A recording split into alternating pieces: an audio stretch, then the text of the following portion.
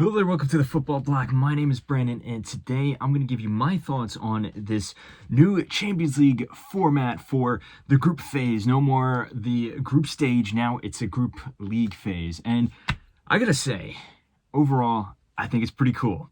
Now, there are some pros and cons to this. I'm going to weigh them both. I'm going to analyze the entirety of this new format. So if that sounds interesting, let's hop right into it. So let's start off with the negatives. And I would say there are two overarching negatives in my view of this new league format. And the first of which is from the player's point of view, and that is simply there's so many games. They're adding 2 extra games to this stage of the tournaments for every team, and then if you qualified through to the playoffs to make it into the round of 16, then that's another 2 extra games. And you can understand from a point of view of a player, they reformatted the Champions League. Now they're also adding the Club World Cup.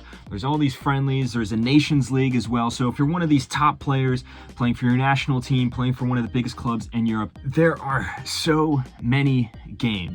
And of course, you can talk about the effect that has on injuries, player mentalities, the performance of the teams, and things like that. But of course, that is a whole discussion, perhaps for another time. I personally think that you could probably do away with a lot of these extra tournaments. Like I think the Nations League, you can probably, in my opinion at least, you can probably scrap that. A few other tournaments you can probably condense and stuff like that. Not to mention, it is not necessarily the Champions League, the people that play in it, it's not necessarily their fault that there's all these other tournaments, all these other games as well. The other downside to this league format is it is a little confusing, especially now that it is the first season that we're having this format. In the past, when you have group stage, it was pretty straightforward. The team that you're rooting for, there are 3 other teams in that group, and then you play those 3 teams twice for a total of 6 games. Now you play 8 games. Every game is against a different opponent, and it can get a little confusing to follow, especially with the point system now, and then the top 8 teams go through, and then the teams from 9 to 24 then go to another playoff before making it to the round of 16. So it can be a little confusing. I will say perhaps as the tournament goes on in season after season, people will probably get accustomed to it. But at the moment right now, it is a little confusing, I will admit. But now let's move on to the positives. The first positive is actually related to that very last point that I said there about the format of the league versus, the amount of teams you play. And I think it is so much more exciting. Like I said in the past, if the team you're rooting for is guaranteed 6 games against these 3 other opponents, now every game is against a different opponent, making each game a little more exciting. There are less dead weight games. For example, I'm a Barcelona fan. Last season, there was a game against Royal Antwerp on the last day of the Champions League group stage. It did not matter at all. Barcelona had already guaranteed their spot to the knockout round. Royal Antwerp had already been eliminated. I had no motivation to watch the game at all. Versus compare that to this time around. Every single game matters for the most part. Yes, you will have some games where both teams are already eliminated, things like that. But even in Barcelona's case, on the very last day of the season, we were going up against Atalanta in a game that if Barcelona won, they would have topped the group. They would have been, the top seed in this new league format, putting them in a much more advantageous position. So each game, I think, has much more meaning to it. There's much more importance to it. And it's also just more exciting. Every game, like I said, every game is against a new opponent. Another thing I would say is the fact that there are more games now actually does have a positive to it, in the sense that it might make the Champions League a little more fair, I would argue.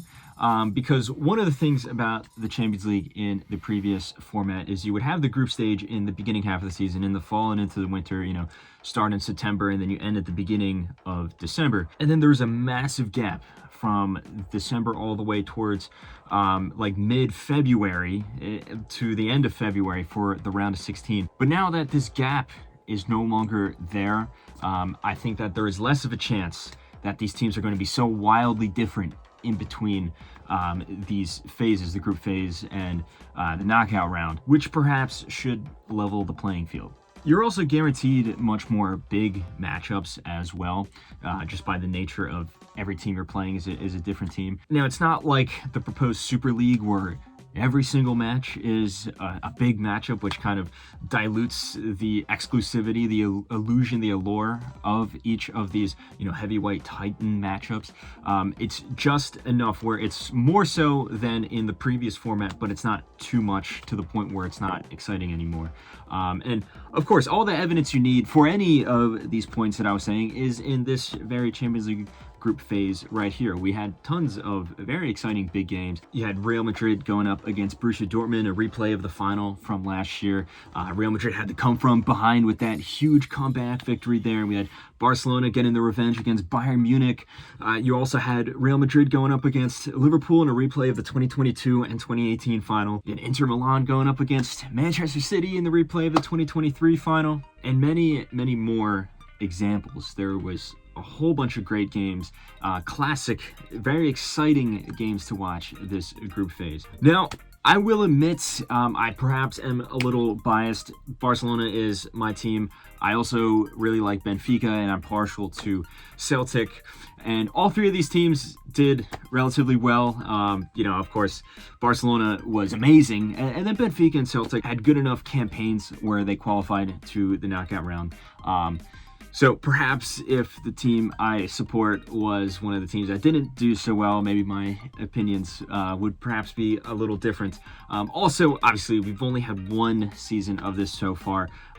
We can't take it into full consideration yet until, maybe 3 or 4 or even 5 seasons after that. Maybe some characteristics of this new format aren't as good as they seem now because we just haven't seen them yet. But at the moment, the way things stand, I think it's pretty cool.